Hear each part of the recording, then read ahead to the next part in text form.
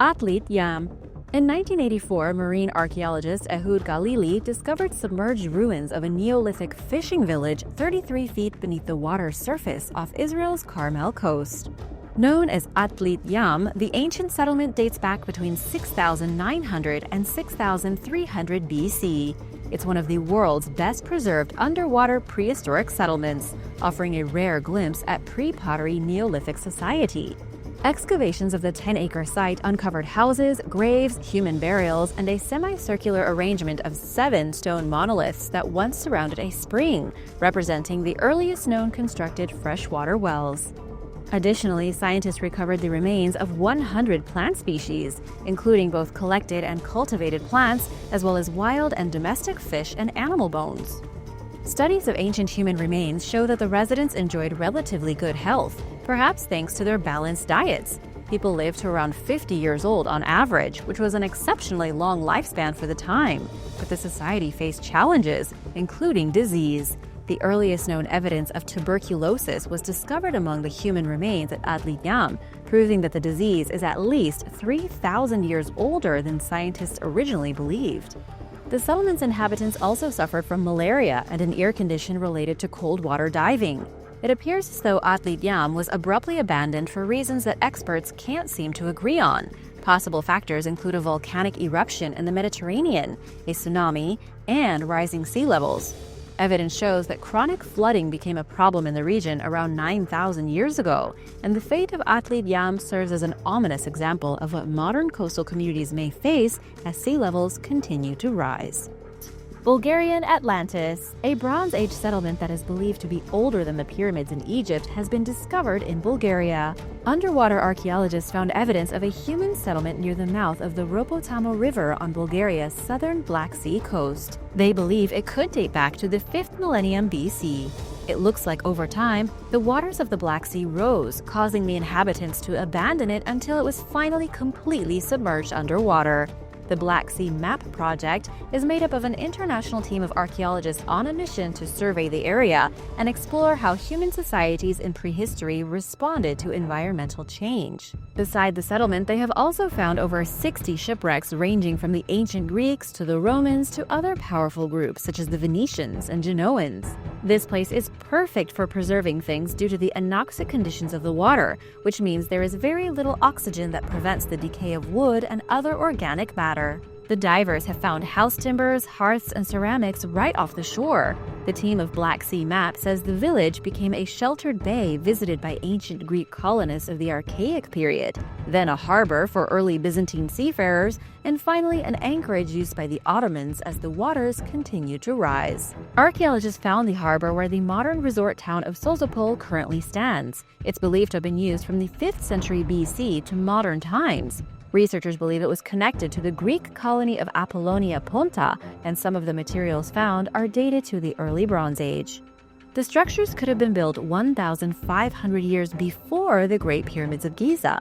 Scientists believe people may have lived there 1,000 years earlier than originally thought, at a time when the whole area was on dry land. Local homes were built on wooden columns because of rising sea levels, with researchers finding remnants of pillars preserved underwater. As scientists continue to explore, they hope to uncover more about the settlement over the next few years, hoping it will shed light on the lives of those who lived there 6,000 years ago, before what remained was buried under sand and water in the Black Sea. Bizarre cenote skeletons. The cenotes of Mexico are a huge draw for tourists who like to scuba dive and experience another world. But one flooded sinkhole in southern Mexico has terrified local villagers so much that they refuse to visit. And for good reason. Underwater archaeologists recently found a submerged cavern that was littered with elongated skulls and human bones. Known as Sac-Uyum, the cenote is located in Mexico's Yucatan Peninsula and was sometimes used by the ancient Maya as a place for sacrificial offerings. The eerie cenote sits just outside the ruins of the ancient Maya city of Mayapan. Mayapan was once a political center from the 12th to the 15th century AD. The city was enclosed within a stone wall, where the cenotes acted as a vital source of water for the 17,000 residents who lived there. But over time, local legends were whispered about Sac-Uyum, including the fact that it was guarded by a feathered horse-headed serpent, that perched in the tree before spinning around in the air and taking a diving leap into the water. For 2 weeks in 2014, curious archaeologists dove into the cenote to explore. It appeared something sinister took place inside, and perhaps knowledge of this was passed down over the years, leading to the development of legends and myths. On the first day, they discovered 2 chambers in the cavern connected by a tunnel, with bones scattered across the floor. The team identified 10 skulls in the first chamber and 5 in the second, and they think they'll find even more. If that wasn't strange enough, these weren't normal skulls either. The skulls were elongated, intentionally flattened during infancy. With no marks to indicate any exact causes of death, researchers believe the people who were buried there probably weren't actually sacrificed. And with few artifacts located, scientists aren't sure whether the people were elite or if they received any kind of special treatment. Belonging to both males and females, ranging from teenagers to adults, questions still remain about the reason why the bodies were there in the first place. The fact that the cenote lies to the south of Mayapan, the direction associated with the underworld, makes researchers believe the dead may have been buried there to await their next cycle of creation. Back then, the ancient Mayans would have wanted to avoid burying people near the rest of the population, and they certainly wouldn't have wanted to drink the water there either, which is why the cenotes may have been excluded from the boundaries drawn on original maps of the city. Either way, these strange elongated skulls make for a chilling, if not interesting, discovery. Reclining skeletons. On the bottom of the Colorado River in Arizona, an unsuspecting swimmer came across something you would never expect in a million years. He discovered a pair of creepy skeletons at the bottom. The man was snorkeling and minding his own business when he spotted the skeletons wedged between some rocks about 40 feet under the water. The snorkeler was so terrified that he alerted the authorities, telling them that there were corpses stuck in the river. The La Paz County Sheriff's Department sent a diver from the local fire department to investigate with an underwater video camera. When he did, he realized the skeletons were sitting in lawn chairs as if they were having a dead underwater tea party. What the heck? Was there a murderer who was tying his victims up and then posing them underwater? Upon further investigation, authorities realized the skeletons were fake. They had been anchored to the bottom of the river on purpose and even given sunglasses, reminiscent of the 1989 classic Weekend at Bernie's. The skeletons stirred up quite the controversy. Nobody had any idea who put them down there, how long they had been submerged there, or if they were made out of real human bones. After getting a lot of media attention, a Phoenix couple walked into the sheriff's office and admitted that it was they who had placed the skeletons at the bottom of the river as part of a prank. Luckily, the sheriff's office did not press any charges against the couple because the lieutenant said that the skeletons weren't hurting anyone. It was just a harmless joke, even if one unsuspecting snorkeler did get the scare of a lifetime. Besides all the other scary stuff you can run into underwater, now you have to worry about skeletons too. Ancient Roman Sea Fortress. Russian divers recently stumbled upon an ancient Roman sea fortress hidden beneath the waves.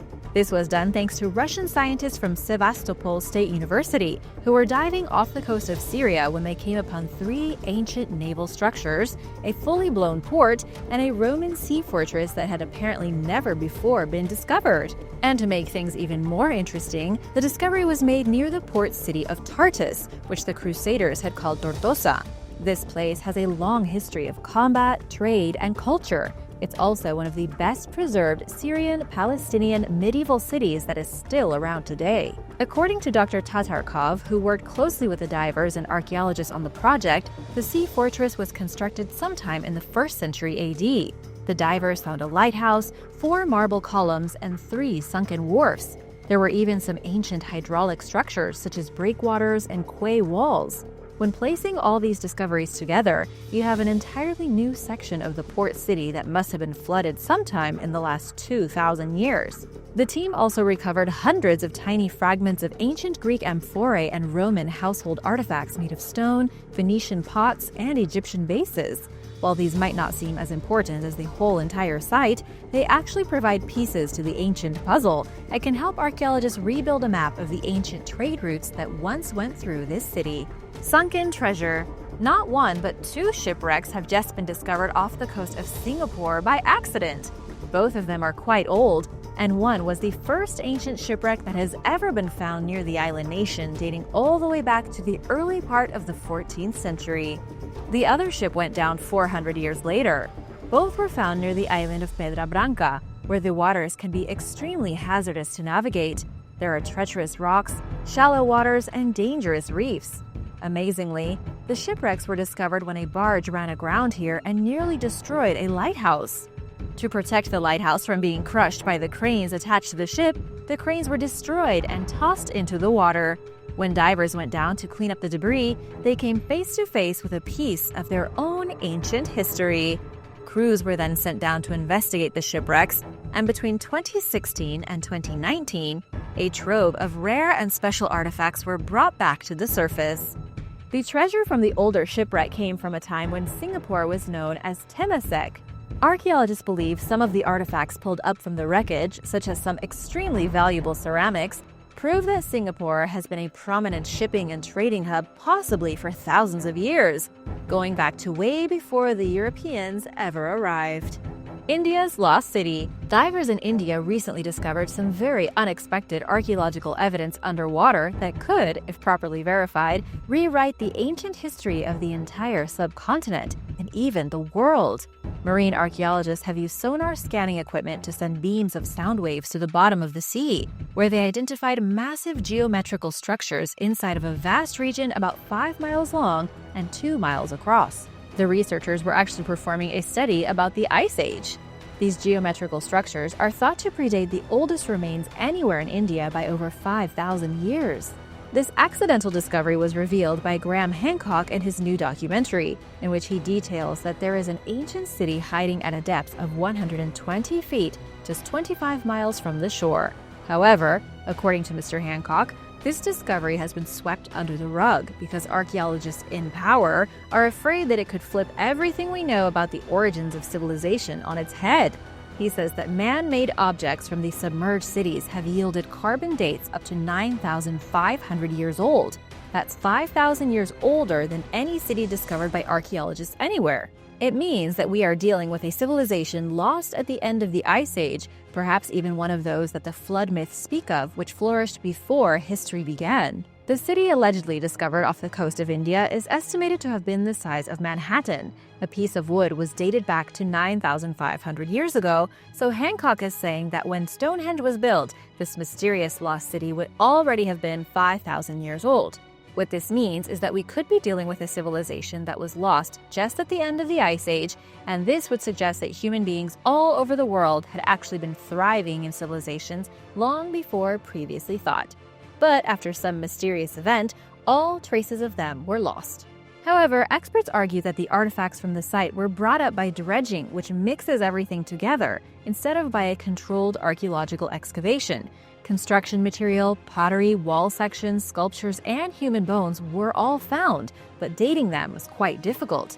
The only confirmed date was from the small piece of wood, but that does not a civilization make. Good news is there was actually a large cache of archaeological remains, so it is just a matter of time before we discover the truth. And now for number 8, but first want to give a big shout out to Callum Smart and Lee Bremmel. Thanks so much for the nice comments and for supporting Origins Explained. If you are new here, be sure to hit that subscribe button and join us. The Holy Grail of Shipwrecks. In October 2018, scientists from the Black Sea Maritime Archaeology Project, or MAP, announced the discovery of a shockingly intact shipwreck in the Black Sea, off the Bulgarian coast. By the time the ship was spotted using a remotely operated vehicle, at least 60 others had been discovered as part of MAP's 3-year Black Sea survey. But it stood out against the other discoveries due to its incredibly well-preserved state. Researchers can thank the lack of oxygen at depths exceeding 600 feet for the vessel being in such pristine condition for its age. It's over 2,400 years old. The ship was found over a mile beneath the water's surface in what's known as the anoxic layer of the ocean, where typical physical and chemical decaying processes are delayed.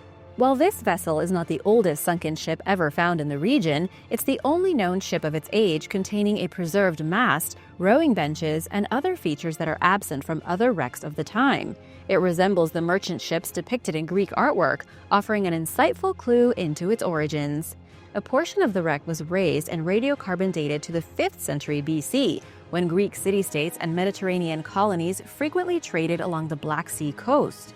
While little is known about the ship itself, the find is unprecedented and serves as a promising example of the deep-sea wrecks that researchers hope to discover as they continue exploring for submerged ruins. Llama sacrifice. Archaeologists have found proof of llama sacrifices at the bottom of Lake Titicaca, located along the border of Bolivia and Peru. It is the largest lake in South America and contains many secrets in its murky waters. An underwater team of investigators discovered a ceremonial site that was used by the Tiwanaku people, a local civilization that came before the great Inca Empire, from between 700 to 1000 AD. The researchers were led by Christopher Dallaire, a marine archaeologist from the United Kingdom. They found sacrificed baby llamas, ceramic incense burners carved in the likeness of pumas, and offerings of gold, shell, and stone. According to Christoph, this was the first time researchers found these types of offerings undisturbed since they were first tossed into the lake. But what does the discovery prove? It goes to show that there were repetitive rituals practiced by the elite members of society at the lake. There was a type of organized religion going on far earlier than historians had previously thought. Sacrifices of llamas and other animals were quite expensive during those days, and many of the other offerings, like the shells of spiny oysters, would have only been viable through trade with outside empires as far away as Ecuador. This means that whatever rituals were done here had a lot of significance to the people. 500 years before the Inca made it onto the scene, the Tiwanaku were throwing their most prized possessions into the lake to appease their newly emerging gods. The Kibatos Castle. The Kibatos Castle is a Byzantine-era fortress sitting at the bottom of the Sea of Marmara in the northwest of Turkey. This ancient castle was first unearthed totally by accident in 2019, while archaeologists were doing underwater research in the area. They unexpectedly found the castle about 10 feet deep, totally submerged and mostly in ruins. Experts believe that the castle was probably submerged during an ancient earthquake, with a survey team currently searching for evidence to find out more about the castle and if it holds any interesting ancient secrets. As far as we know, the area in which the castle was found dates back to between the 4th and 12th centuries, being used by both the Byzantines and the Ottomans. There was also a pier and a lighthouse found near the castle, suggesting a catastrophic event destroyed a large section of the coastal town. The Kibatos Castle was constructed during the rule of Emperor Alexius, and it even served as a bastion of defense when battling against the European Crusaders. The castle has been mentioned in several historical chronicles and witnessed many important events in history. Efforts are now underway for it to be a UNESCO World Heritage Site. Swedish Atlantis. Not so long ago, in 2014, a team of divers led by Professor Björn Nilsson from Södertörn University discovered a rare cache of submerged Stone Age artifacts off the Swedish coast in the Baltic Sea. The site was dubbed Sweden's Atlantis, and its contents, which were left behind roughly 11,000 years ago by ancient nomads, may constitute one of the oldest Nordic settlements found to date. Artifacts found there include wood and flint tools, carvings, animal horns, ropes, and bones from aurochs, an extinct cattle species and ancestor of modern-day bovines. Thanks to their placement in a black, gel-like sediment called gyatja, which is made from decaying peat, the items at Sweden's Atlantis remained remarkably well preserved, since they were buried not long after they were submerged. Archaeologists who identified the site as part of a long-term excavation project hope to eventually find burials nearby. Doing so would indicate that the artifacts left behind constituted an actual settlement that was ultimately swallowed by the sea. Experts were quick to point out that despite its nickname, Sweden's Atlantis is not the fabled lost civilization that the Greek philosopher Plato wrote about, but it's an amazing discovery in its own right. Inca offerings. Lake Titicaca might sound funny, but it was a very sacred place to the Inca. Lake Titicaca was an important area for rituals and offerings to their sun god. During an underwater survey of the lake located between Bolivia and Peru, archaeologists recovered an offering box made from volcanic stone, discovered lying on a reef 18 feet below the surface of the lake.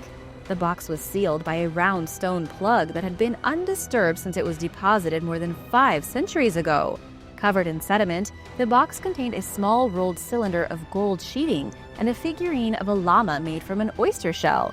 Possibly an offering to a goddess known as Mama Cocha, the gold cylinder is believed to be a replica of a bracelet that Inca noblemen wore on their right forearm, with a llama representing the Inca's sturdy beast of burden. This is not the first discovery made in Lake Titicaca. In modern times, divers, including Jacques Cousteau, have searched the waters for various treasures, finding 24 stone boxes with differing shapes and contents, including similar figurines to the one found in the box. Often made of rare and valuable material, including silver and gold, the offerings are believed to have been deposited for multiple reasons, ranging from asking for things to giving things they believed their gods had asked for.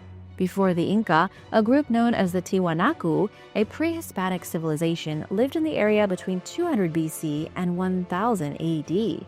They most likely thought of the lake as a sacred place as well. Scientists believe the offerings could have been linked to a cult of Inca ancestors, who made pilgrimages to the Island of the Sun, which was the center of the origin myths for the Inca people. Some also believe the figurine in the shape of the llama could possibly have been pleas for fertility of llama and alpaca herds, who the Inca people believed originated from the lake. It's possible they may have been praying for fertility of the land and abundant harvest, which would have been important to these ancient people. The San Jose Galleon. In 1708, off the coast of Cartagena, Colombia, a large ship full of treasure was on its way back to Spain when disaster struck. The San Jose Galleon was attacked by British forces lying in wait at the port to steal the treasure. As the captain pushed forward, the British Navy tried to board the galleon 3 different times to take it as their own, but the ship then burst into flames. It sank to the bottom of the sea, along with the 600 people and $20 billion worth of gold, silver, and jewels that were on board. Since then, the San Jose has been lying on the ocean floor, lost for centuries. In 2015, the Colombian government announced that they had found the San Jose, but instead of being a celebrated find, it became the center of an international custody dispute, with many wanting a piece of the pie. A robotic submarine called the Remus 6000, which is operated by the US-based Woods Hole Oceanographic Institution, officially discovered the ship. The nearly 13-foot-long underwater autonomous vehicle can explore up to 3.7 miles below the sea's surface. It was able to descend just 30 feet above the San Jose to snap photographs of the galleon, as well as its bronze, dolphin-engraved cannons, which researchers used to distinguish it was indeed the San Jose. The original salvage company stated they found the ship in the early 1980s, but kept it quiet. Former Colombian President Juan Manuel Santos announced that the Colombian Navy had actually found the galleon in 2015. Spain says that it doesn't matter. The billions belong to the Spanish crown. As experts and historians battle over this sunken treasure, the ship, which had been submerged for 300 years, continues to rest on the sea floor with its riches up for grabs. The exact location of the holy grail of shipwrecks has been kept private to stop divers and treasure seekers from looting the treasure. Historic canoe. River guides in South Carolina have discovered a historic canoe on the Chattooga River. It was while the small group of canoeists were enjoying the mountain scenery of the southern Appalachians that they spotted a piece of wood sticking out from the riverbank. They stopped the canoe to check it out and realized they had stumbled on a piece of history. The canoe was weathered and had the markings of a past era. The canoe was pulled out of the sand and brought to shore, and archaeologists from the University of South Carolina came to investigate. The artifact was soon identified as being at least 250 years old. According to the Chattooga Conservancy, the canoe probably came from the 1700s. It may have been used as a type of primitive ferry to bring settlers across the river. It was hollowed out by a hatchet or an axe. However, experts still can't decide if it was built by a group of Native Americans or by early European settlers. As for where the canoe came from, nobody really knows. It could have been floating aimlessly through the river for 250 years. The place where it was found was definitely not the same place where it had been abandoned centuries ago. Even if others had seen it, they probably hadn't thought much of it. At first glance, it looks like a fallen tree. Ancient underwater cave. When researchers Fred Davos and Sam Meacham from the Quintana Roo Aquifer System Research Center decided to do a bit of diving in the submerged cave La Mina, they became the first humans to enter this mysterious site in about 10,000 years. This long-forgotten cave is located underneath the Yucatan Peninsula in Mexico. Down in the murky depths of the underwater cave, These researchers discovered hammers made from broken stalagmites, a ceiling covered in soot, and traces of ochre, all of which have led them to believe the cave was used as a mine over 10,000 years ago. According to Brandy McDonald from the University of Missouri, archaeological evidence has suggested that human beings have been mining and utilizing ochre for hundreds of thousands of years. Humans use this pigment to make cave paintings and when practicing mortuary rituals. In fact, ochre is still used today in places like Namibia for things such as bug repellent, sunscreen, and for tanning animal hides. Ochre was used for quite a lot, which explains why the ancient people of Mexico put their lives in danger 10,000 years ago to extract it from this mine, which of course wasn't underwater back then. It's pretty amazing that these two men entered a place where humans hadn't stepped in thousands of years. The Maya would arrive thousands of years after the ochre mine was already abandoned, but they already knew that there was something special and important about these underwater caves. Aboriginal settlements. Researchers and divers working off the Australian coast discovered the first known examples of underwater Aboriginal archaeological sites. These settlements were constructed on dry land, but they slowly sank into the ocean as sea levels rose toward the end of the last ice age, according to a groundbreaking study published in the journal PLOS ONE. Working for the Deep History of Sea Country project, an interdisciplinary team of experts found the two sites off the Murujuga coastline in the country's northwestern region. One settlement, located off the Dampier archipelago, contains hundreds of mullers, grinding stones, and other stone artifacts which were found just 8 feet underwater. Another site, which sits 46 feet below sea level, yielded at least one stone-cutting tool made from locally sourced materials. Both settlements were radiocarbon dated to at least 7,000 years ago. The timing makes sense. Humans first arrived in Australia as far back as 65,000 years ago. At the time, sea levels were much lower than they are now. They continued to fall as the climate cooled and the world entered its most recent ice age, which peaked around 20,000 years ago, with sea levels falling 427 feet below where they currently stand. Global temperatures increased again between 18,000 and 8,000 years ago. Consequently, sea levels rose, and the ample coastline that the Aborigines had made use of was engulfed by the water. During this period, Tasmania and New Guinea separated from the Australian mainland. The submerged areas that once sat above sea level were important sites to Australia's early people, who lived a coastal lifestyle after traveling there by boat from what is now Indonesia. Scientists believe there are more submerged Aboriginal settlements to be found, and that they are key to better understanding important unanswered questions about human history. Aboriginal Archaeological Site. 65,000 years ago, when people first arrived in Australia, sea levels were 262 feet lower than they are today. This means that there was more dry land along the coast where people lived, and during the last ice age, sea levels dropped to 426 feet lower than they are now. For thousands of years, generations of people would have lived in towns and settlements that are now underwater. 18,000 to 8,000 years ago, the world warmed up and water levels rose, covering much of the coastline. A group of scientists from archaeologists, geologists, divers, pilots, and more have come together to try to find submerged archaeological sites. They have uncovered 2 sites so far in what is known as the Dampier archipelago. The first site had hundreds of stone artifacts located on the seabed, including grinding stones used to grind seed into flour for bread making. They were also sometimes used to crack animal bones to extract their marrow and to pulverize the cartilage of smaller animals such as lizards. Similar stones were also used to grind up pigments and to sharpen and smooth wooden and stone tools. Located at the second site, known as Flying Foam Passage, researchers discovered traces of human activity near what was a submerged freshwater spring, 46 feet below sea level. Here they also found stone-cutting tools.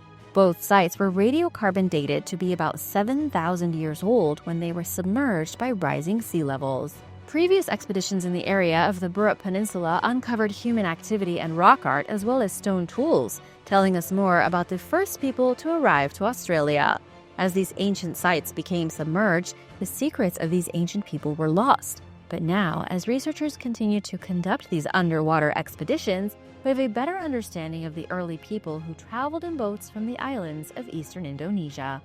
Underwater city of Xicheng. Xicheng is often called the Atlantis of the East. The small underwater city of Xicheng is a gorgeous and mysterious time capsule of imperial China. Perfectly preserved 131 feet under Qiandao Lake in Zhejiang Province stands the magnificent stone architecture from the Ming and Qing dynasties. The submerged city of Xicheng is so majestic, the underwater complex is also known as Lion City in Mandarin. It was purposely flooded in 1959 to make way for a dam and the hydroelectric power station. About 300,000 residents were relocated for the project, some of whom had families that had lived in the city for hundreds of years. But they didn't have a choice. The city was flooded and forgotten. In 2001, the city was rediscovered when the Chinese government organized an expedition with professional divers to see what remained of the lost metropolis. Exploration and interest increased even further about 10 years later when the magazine Chinese National Geography published illustrations of what the city might have looked like in its glory days.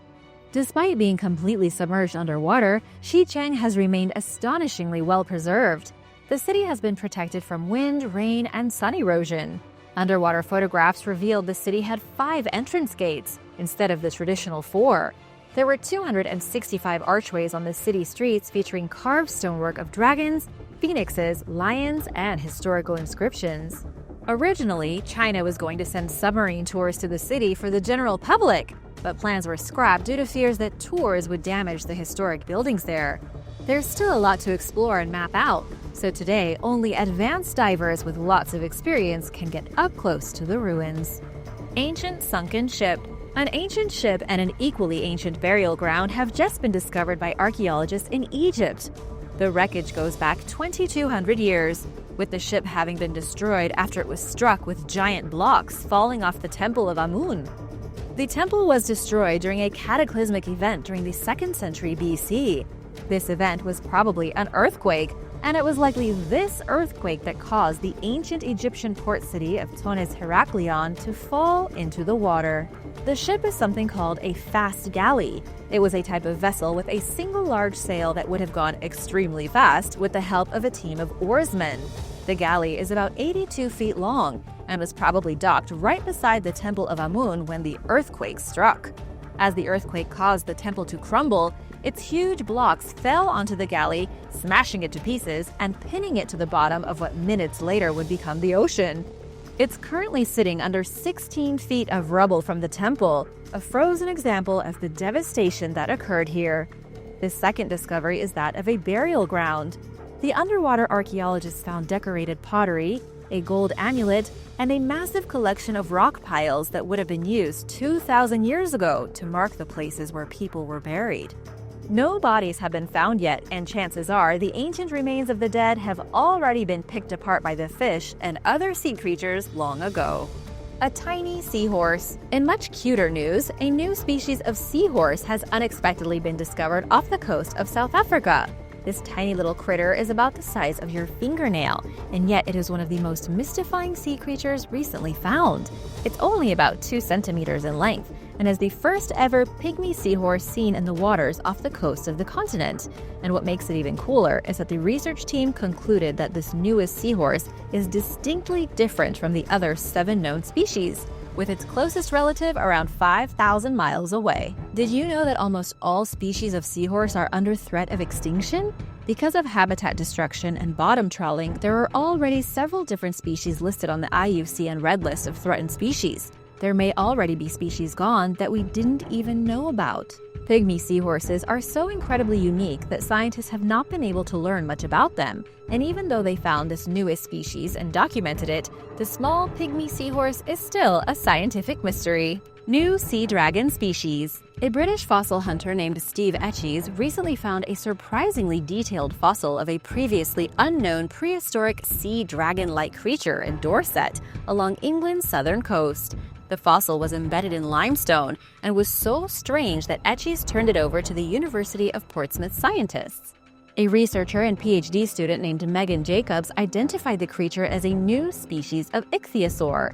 It lived roughly 150 million years ago and measured approximately 6.5 feet long. The newly discovered animal was formerly named Thalassodraco etchesi and goes by the simpler name of the Etches sea dragon, in honor of the man who discovered it.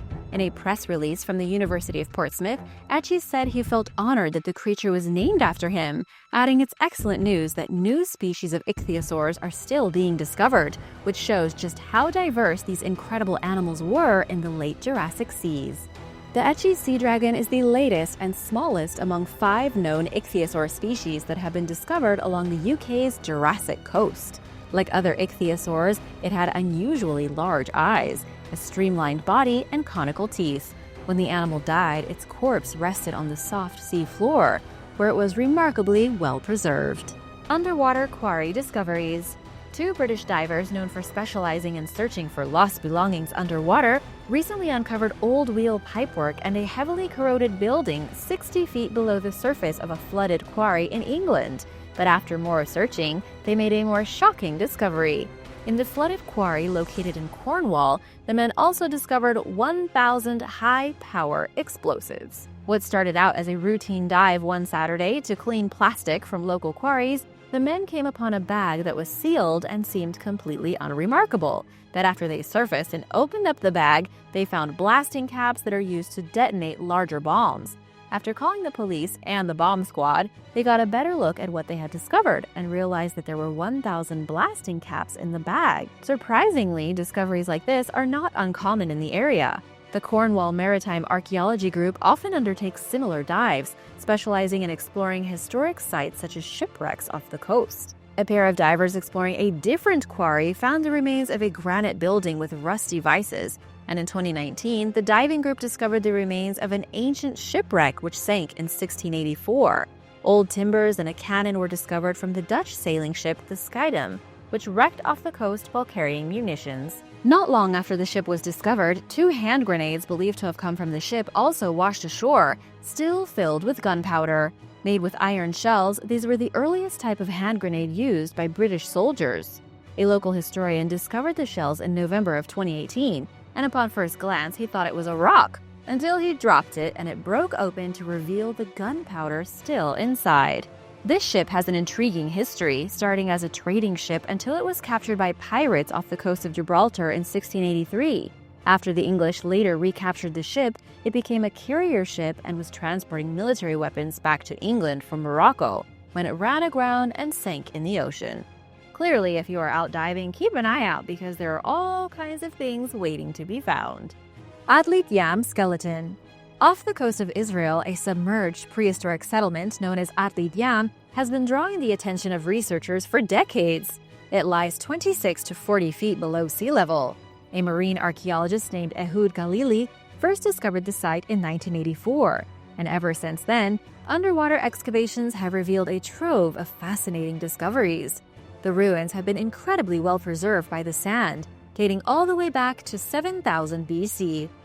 As researchers set out to locate, excavate, and salvage the prehistoric settlements, they found 17 submerged sites, including 13 Neolithic sites near the shore. 7 megaliths that weighed about 1,320 pounds each are arranged in a stone semicircle in the center of everything.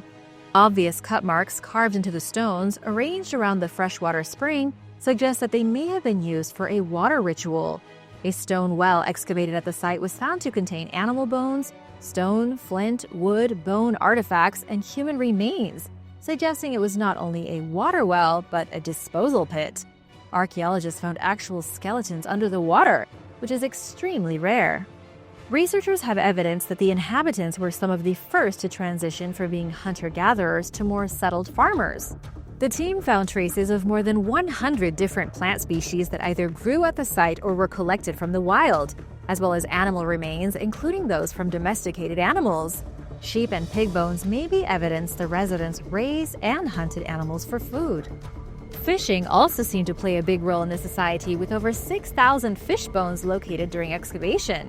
There is still more to learn about one of the earliest settlements found with evidence of domesticated cattle, including how it became submerged. An Italian study found that a volcanic collapse of Mount Etna 8,500 years ago may have caused a 131-foot-high tsunami that would have engulfed some of the Mediterranean coastal cities. But the fact that the megalithic stone circle still remains standing in the place it was constructed leads some researchers to disregard the idea that a tsunami wiped out the settlement. Some point to the fact that it could have been climate change that caused the glaciers to melt and sea levels to rise enough that it would have flooded the land slowly. Luckily, the unique conditions of clay and sandy sediment under saltwater are the perfect conditions to keep everything well preserved and allow researchers to explore this ancient site even more. And now for number 4. But first, want to give a big shout out to Javier Aguilar and Bronwyn Crocker. Thanks so much for watching and spending time with us. If you are new here, be sure to hit that subscribe button to join the Origins Explained family. Missing for 43 years. An underwater search team in New Hampshire has finally solved a mystery going back 43 years. They discovered human remains inside of a car at the bottom of the Connecticut River. According to the New Hampshire State Police, the human remains belong to Alberta Lehman, who went missing back in 1978 while on her way home. She never made it, and her loved ones never found out what happened to her. Until this new discovery, she had been declared missing for 43 years. Somehow, her 1972 Pontiac Romance ended up in the river and she drowned while trying to escape her submerged vehicle. The woman's body and the car were discovered by the conservation officer Joe Canfield, who had taken an interest in the case.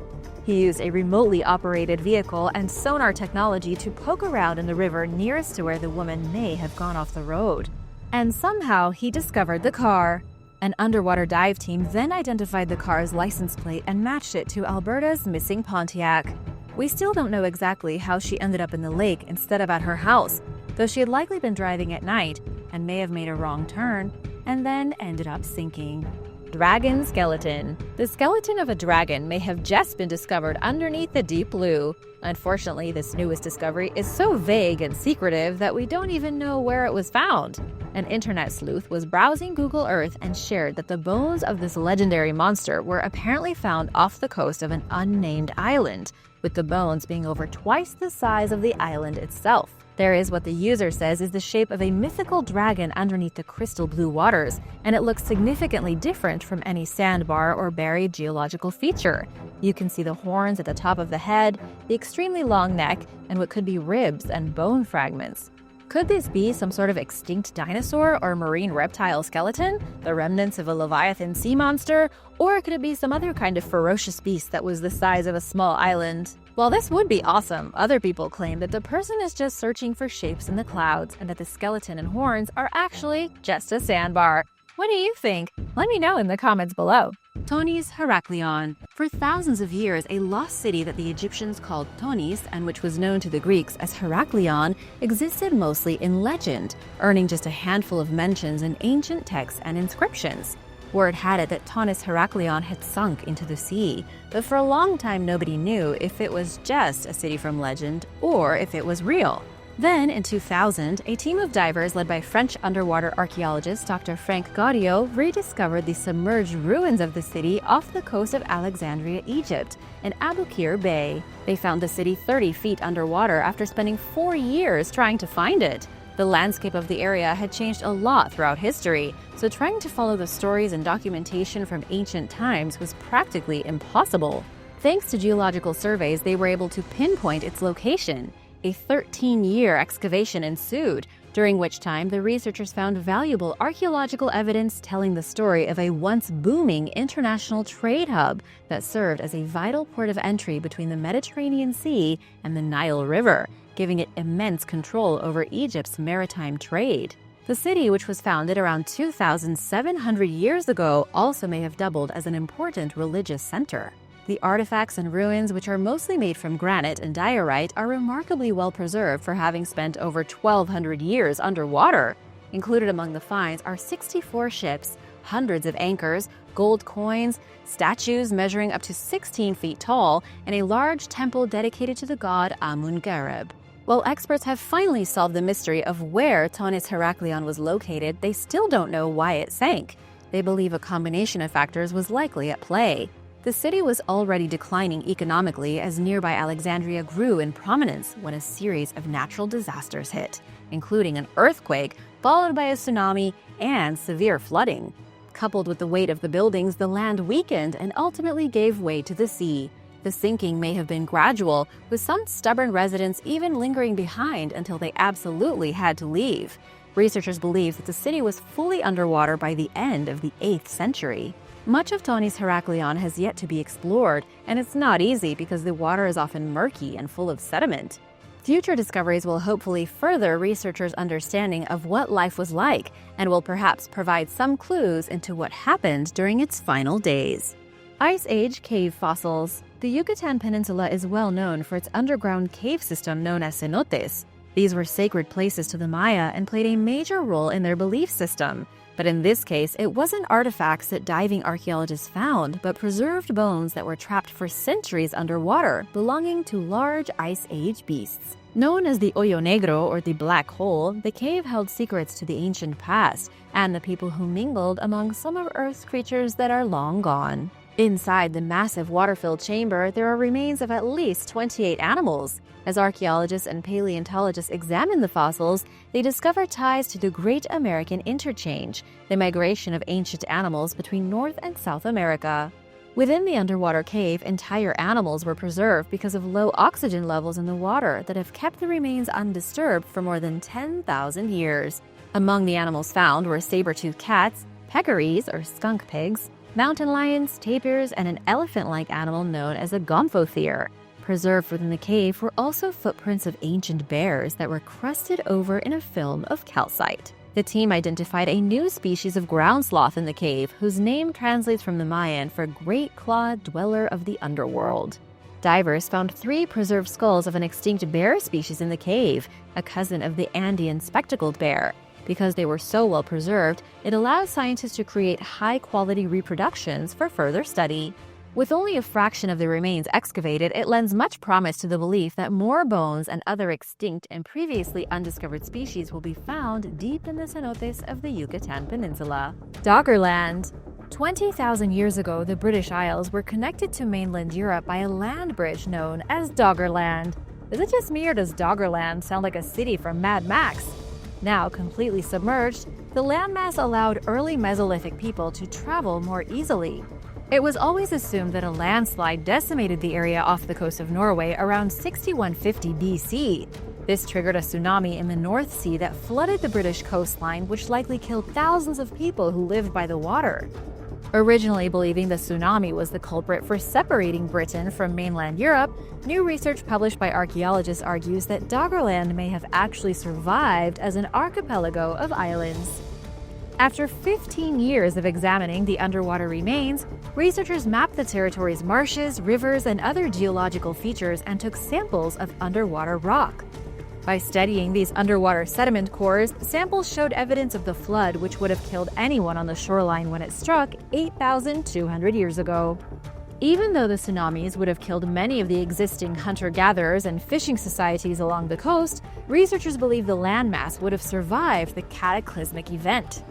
Oil companies drilling in the North Sea use seismic survey data to construct a digital model of the 18,000 square miles of what Doggerland looked like before it was flooded. The wooded valleys slowly disappeared over time, so the people who lived here thousands of years ago had to move to higher ground.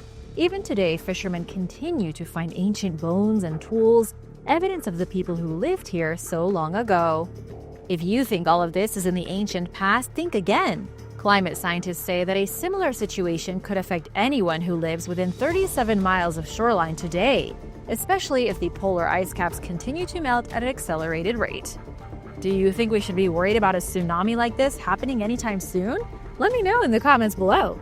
Sunken settlement. Hidden beneath the Venice Lagoon is a sunken settlement that goes back about 2,000 years. On the seafloor of this particular lagoon in Venice, Italy, the remains of a Roman road have been discovered, along with several archaeological structures that experts say are the remnants of an old settlement. The submerged settlement probably dates back hundreds of years before Venice was ever founded. Back then, the lagoon would have been on dry land. In fact, Venice as we know it today only formed after the last glaciation, meaning the last time there was a large ice melt.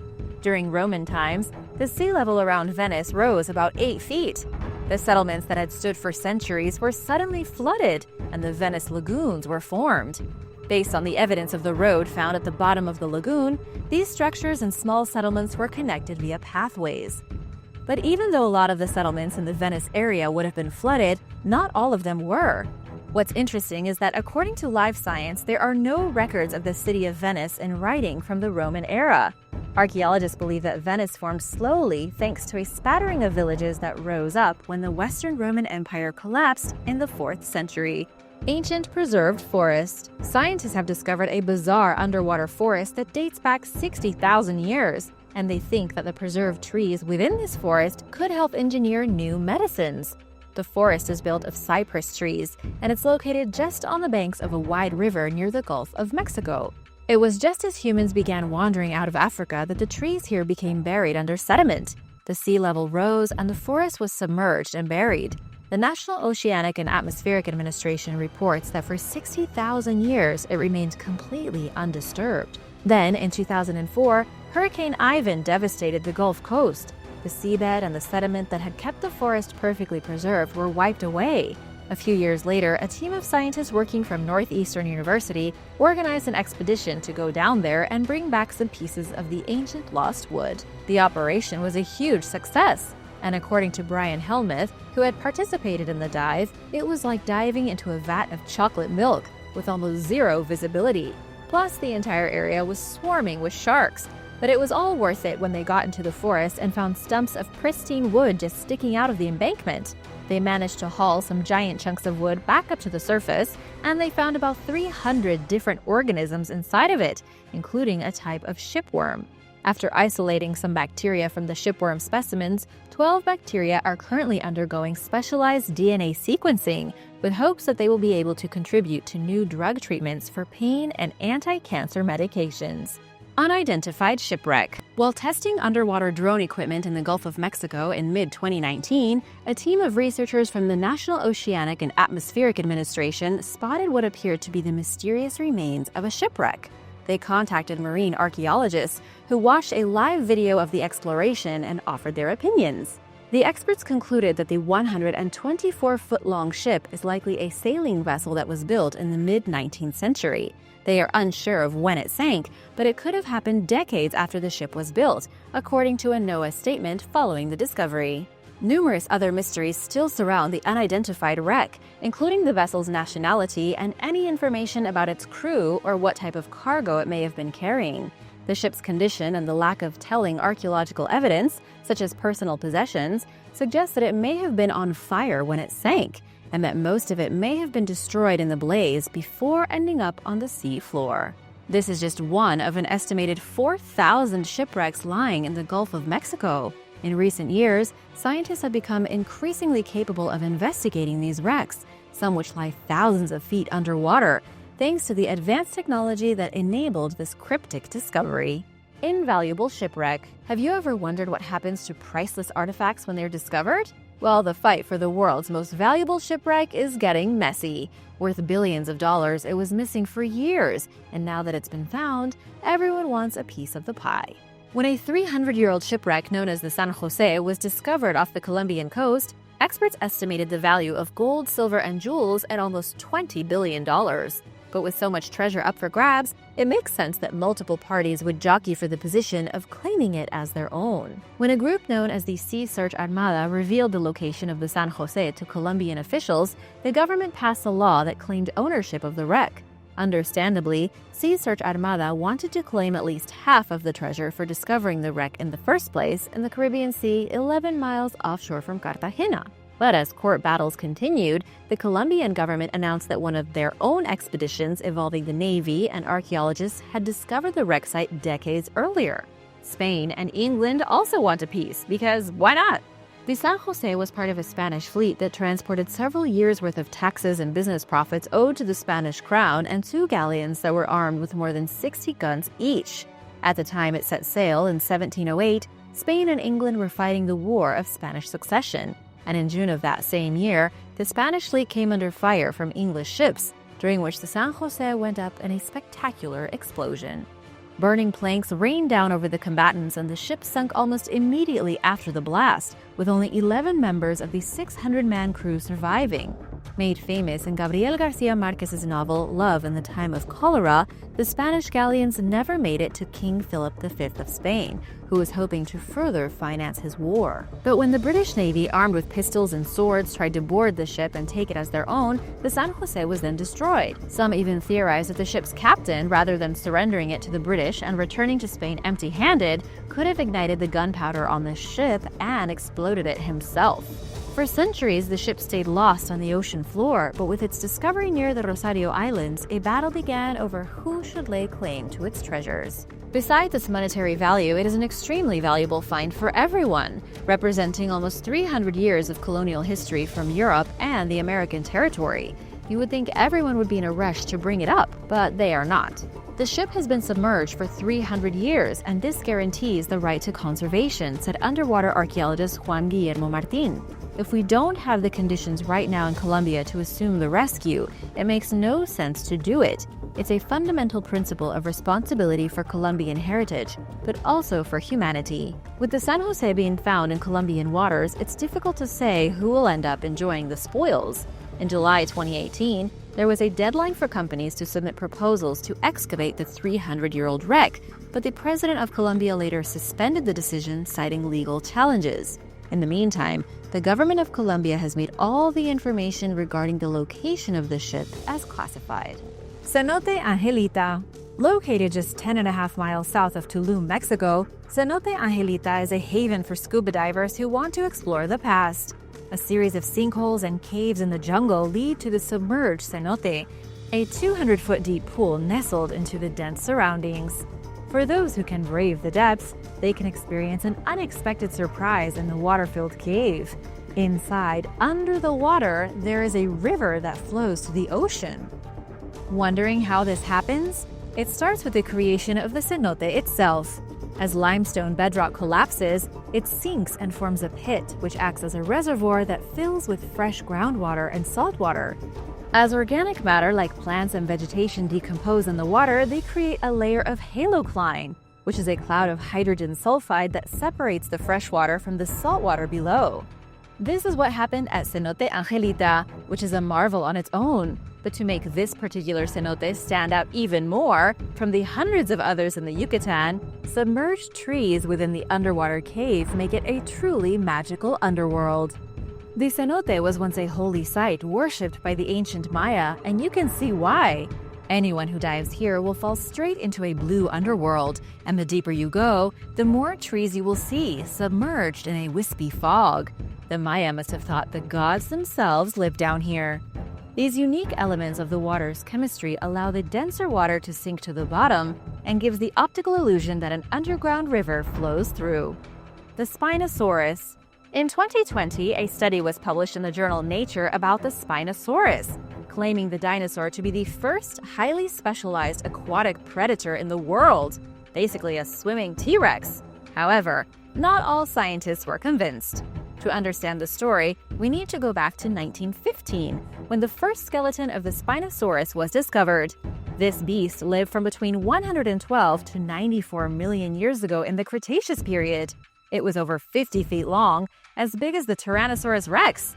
For the past 100 years, it has baffled scientists because they weren't sure what exactly it was, or how it hunted.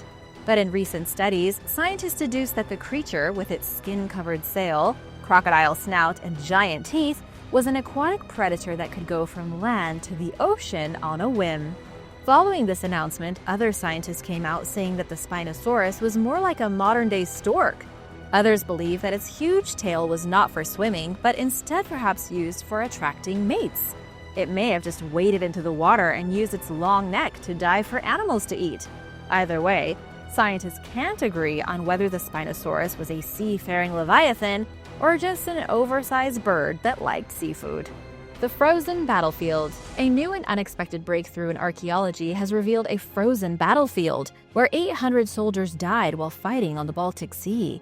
The wreckage of the Swedish warship Mars was just found in pieces at the bottom of the ocean. This warship was made sometime between 1563 and 64, and at the time it was the biggest warship ever constructed. But then, in 1564, while participating in the Northern 7 Years' War, the vessel caught on fire and exploded. Richard Lundgren from Ocean Discovery recently told National Geographic that he was intrigued by the legend of Mars since he was a little boy. Besides its historical value, there was a rumor that the ship had gone down with a large treasure full of silver coins. There were many attempts to find the ship, but all of them failed. Finally, Lundgren and his team hit the jackpot. He said that descending down towards the Mars wreckage was like jumping into a time machine and going 450 years back in the past. Richard and his colleagues not only found the broken vessel, but also the legendary treasure worth an enormous amount of money. There are estimated to be at least 220,000 silver coins scattered throughout the wreckage, but there could be more for them to find. But the grisliest of all were the human remains. The researchers believe that the ship sank with 800 soldiers on board, making this one of the creepiest dive sites ever discovered. They said it was quite eerie because you can see a lot of bones down there strewn all across the wrecked ship. The water conditions and lack of oxygen have helped keep the skeletons preserved after all this time. Submarine frozen in time. A salvage team working for the New Jersey-based Atlantic Wreck Salvage Company claims that they have discovered the sunken upright remains of a World War I-era submarine off the coast between Cape May and Ocean City, Maryland. Using advanced sonar technology, they obtained a detailed image of the wreck, enabling them to accurately measure its dimensions and identify telltale features. The vehicle in question is believed to be a decommissioned R-8 U.S. Navy submarine that was used in aerial bombardment tests in 1936. In other words, it was bombed during target practice. 4 100-pound bombs came close to the sub but didn't hit it. Nevertheless, they managed to sink the vessel. Because the discovery was made so late in the year, divers were not dispatched to the scene. The salvage crew remains convinced that they found the R-8, and to their credit, all signs point toward this being the case. It's the team's latest discovery in an ongoing quest to recover sunken torpedoes and submarines off the New Jersey coast. The upside to discovering the R-8, salvage team member Joe Masrani told the press of Atlantic City, is that there is no tragedy attached to its demise, since the submarine was empty when it sank. Roman ship in Croatia. Off the coast of the Croatian city of Pag, divers have discovered an ancient underwater vessel. When a group of firefighters were going for a dive, not far from the island of Pag, they came across the remains of an ancient ship and cargo that dated back to Roman antiquity. This was not the first time the 2,000-year-old remains were discovered. A group of local divers had stumbled across the same remains earlier, but had previously ignored the pile, thinking it was just random debris at the bottom of the sea. But the firefighters also were divers and included an underwater archaeologist, so they recognized the pile of squares as building materials that were later proved to date back to the Roman era. Upon further exploration, it was determined that the rubble was part of a sunken ship's cargo of roof coverings that are similar to terracotta tiles or shingles. Believed to date to the beginning of the 1st century BC, the boat was lying on the seafloor with an estimated 600 pieces of amphora, or small earthen containers, found on the boat. This 2,000-year-old ship was probably trying to find shelter from the extreme winds common on that side of the island. The ship is set to become a new attraction for diving tourism, with 180 diving centers already recorded in Croatia. The divers are very happy to have found it, but said it was bittersweet because once these places are reported, continued dives are banned until the areas can be protected and preserved. And then other divers will most likely be there, and the place is no longer as private. Croatian boat wreck. 3,200 years after it sank, a remarkable boat wreck was discovered off the coast of Croatia. Marine archaeologists in France found the unique Bronze Age boat in a cove in 2014. The sunken ship was first seen by fishermen in 2008, just 600 meters from the beach. However, they believed it to be a fairly recent wreck. Everyone kind of knew it was there, but ignored it. However, researchers from the Archaeological Museum of Istria believed the boat to be quite old and were intrigued. They decided to investigate the site, and the boat was determined to be from pre-Roman times. Stretching over 23 feet in length and 8 feet wide, the ship was just sleeping 6.5 feet below the surface of the water. Back in the day, shipbuilding was hard. The researchers found that the shipbuilders had used a technique of shipbuilding used in the Adriatic until the Roman era, when there were no metal fasteners available, or they were too expensive. Carefully shaped planks were sewn together with ropes, roots, or willow branches. and their sections overlapped, so they didn't need any metal fasteners to bind them together. The boat is incredibly well preserved for how old it is, with most of its stitching still visible in areas and the frame largely undamaged. Multiple types of wood were used to build the boat, with experts conducting tree ring dating to determine the age, and revealed it was from around 1200 BC. Scientists hope to move it to a boat museum in Croatia so the world can marvel at the artistry. Underwater cannons. The Army Corps of Engineers was trying to dredge the Savannah River when they pulled up some cool artifacts instead of muck. They ended up finding a trio of cannons that might date back to the American Revolution, an anchor, and even a piece of a mysterious ship. Workers had to stop all operations immediately when they discovered these maritime artifacts, and right now, nobody is really sure where they came from. The cannons were probably tossed overboard, or they may have been destroyed by Confederate soldiers who scuttled a large ironclad vessel. Experts just can't agree. The British Royal Navy claims that the cannons could have come from the HMS Rose, a British warship that battled colonists during the War of Independence 250 years ago. The British scuttled the ship on purpose in the Savannah River to block the channel so the French couldn't come in and resupply the colonists trying to retake the city of Savannah, which had been taken over by the British the year before in 1778, in an attempt to wrestle America back under the authority of the British monarchy. The HMS Rose had 20 cannons and 160 sailors when she went down. Unfortunately, it's too early to tell for sure whether the broken ship pieces came from a Civil War vessel or from the HMS Rose, though the cannons do appear to be from the middle of the 1700s, which predates the Civil War by at least 100 years. Submerged 7,000-year-old site. Stone tools scattered across the ocean floor off the coast of Australia have recently been dated back 7,000 years, making the submerged site the first of its kind. Australia has a long history of humanity going back at least 65,000 years, but because of the way the Earth has changed throughout those years, many of the most important sites are now under the surface of the ocean. But that doesn't mean all is lost. This most recent discovery, which was outlined in the journal PLOS ONE, reveals that many indigenous landscapes, artifacts, and maybe even settlements are still preserved just offshore. The research team went in practically blind, not really knowing what to expect, and they said, "We just figured if we could throw every bit of technology and a lot of smart people at the problem, after 3 years, we should come up with something." But why is so much of human history in Australia underwater? This is because 12,000 years ago, the glaciers melted and the sea level suddenly spiked, and a lot of Australia's habitable land was engulfed with water. The team used planes with LiDAR and sonar on boats to scan the area. The first few sites didn't show anything really, but this area, known as Murujuga, also the Dampier Archipelago, has a wealth of archaeological sites. This dry and rocky region in northwestern Australia is already rich with over 1 million different examples of rock art and heaps of indigenous artifacts. But as the team found, there is even more just hidden off the shoreline. When the team took a look at another site, they were very happy to find some stone tools about 8 feet below the surface. Then, at another site 45 feet below the surface, they found tools dating back 8,500 years. In total, the team found hundreds of stone artifacts. Most of these tools were used for scraping or cutting or even for hammering.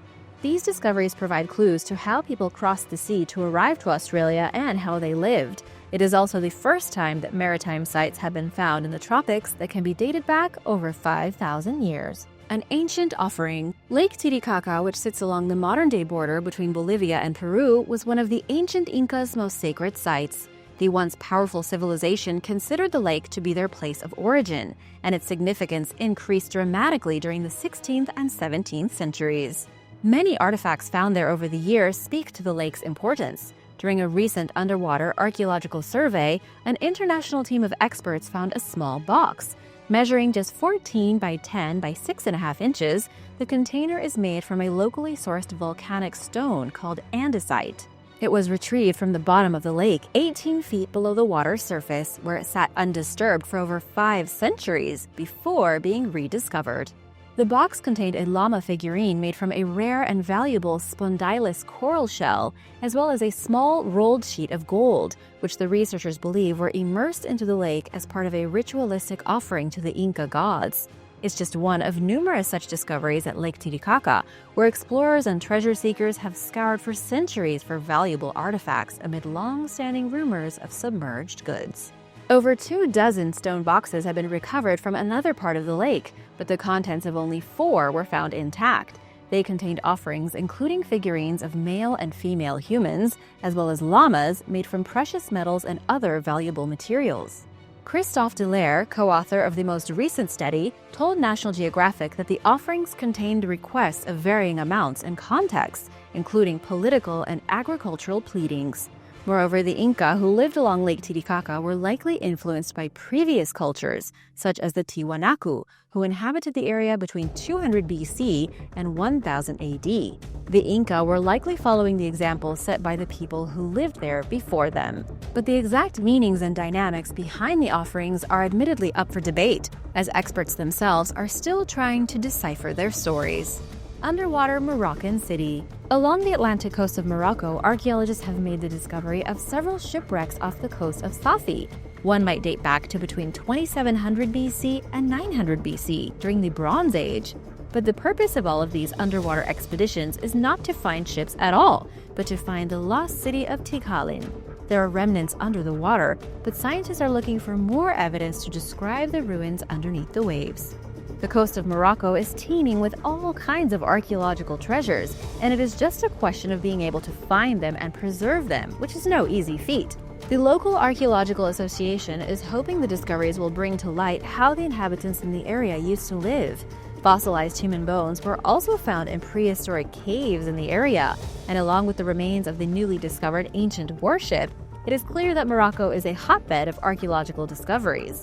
But the search for the city is still on. Once operating as an essential trading hub between Africa and Europe, the underwater city of Tikhalin has some believing that it could possibly be the ancient lost city of Atlantis. Pavlo Petri. In 1904, a geologist reported discovering an ancient city in the seabed near Greece. It was the city of Pavlo Petri, and in its heyday, some 4,000 years ago, it was once home to a bustling port. The area was famous for trade going back as far as the Bronze Age. Ceramics recovered confirmed that the site was once occupied by Mycenaeans as early as 3,500 BC. Instead of being based around a godlike figure or king, like many ancient cities, Pavlo Petri seems to have emerged into greatness not just because of its relationship to the sea, but also because of its affinity for trade and economics. The ancient city was a sprawling network of stone buildings and 2-story homes that even had plumbing. The city had a complex water management system involving gutters and canals. As archaeologists dove into the ancient city, they recovered shards of cooking pots and crockery, as well as storage vessels which were used to transport products like oil, wine, and perfumes, most likely kept to impress visitors of a higher status used to make offerings to the gods. Other items included obsidian blades and bronze figurines. Dense concentrations of these vessels in certain buildings suggest they were used as centralized storage and probably redistribution. An operation such as this would have required an advanced level of accounting and administration to keep track of everything coming in and out.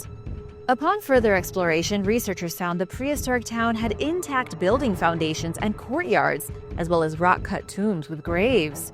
In 2009, an extensive underwater survey was done to map the structural remains. During the survey, 15 previously unknown buildings were discovered, including buildings and streets that date back to between 1680 and 1180 BC. It's clear that the people of Pavlo Petri were in touch with all of the latest innovations. The city offers a rare opportunity to study in detail how an ancient port functioned, and even more importantly, the extent of seafaring contacts and trade in the Bronze Age. Deep sea shark. A fascinating new marine ecosystem has been discovered in Israel, and it's blowing the minds of marine scientists. Researchers with the University of Haifa recently found brine pools deep in the ocean inhabited by deep-sea sharks. They also found the largest concentration of deep-sea shark eggs ever seen in one place. This newly found underwater world has been described as a biologically diverse paradise of sea creatures, as well as a massive shark nursery where deep-sea predators come to have their babies. It could be the largest shark breeding ground anywhere in the Mediterranean. The ecosystem was found off the coast of Tel Aviv and had been unknown for thousands of years, hiding in plain sight. Until recently, experts were sure the Mediterranean was more of an underwater desert, without much in the way of unique landscapes. It just goes to show how little we know about our own oceans. The only reason this shark breeding ground was found at all is because the university team was geomapping beneath the surface of the ocean. Scientists say the region is specifically prone to global warming, though luckily it's still thriving despite the oceans warming up. A forgotten culture. A team of Native American tribal citizens recently came upon a rather unexpected discovery, which could be proof that a culture from the Ice Age lived in the Great Lakes area 10,000 years ago. The discovery was made in the Straits of Mackinac when the group used a remotely operated underwater vehicle to take a look at some oil and gas pipelines stretching across the bottom of the lake. They also found stones arranged in a variety of patterns on the lake floor, suggesting that at one time, a culture had been using the lake as some kind of settlement, long before it was ever filled with water. According to Andrea Pierce, one of the locals involved in the mission, nobody had expected to find any sort of archaeological evidence of anything. But here's where things get controversial and crazy. Because the citizens were able to find the ancient formations and patterns so easily by themselves, they questioned who else knew they were there and allowed the pipeline to be installed through them, completely destroying the historic location. It's likely that somebody knew the relics of an ancient civilization were sitting at the bottom of the lake, but they put the pipeline through anyway because they didn't care. Now it's going to be very hard for archaeologists to do any kind of investigating, meaning that we may never know who built the monuments and why they were kept a secret. Thanks for watching! Which underwater discovery was your favorite? Which one did you think was the most mysterious? Let me know in the comments below, and be sure to hit that subscribe button if you haven't already. See you soon! Bye!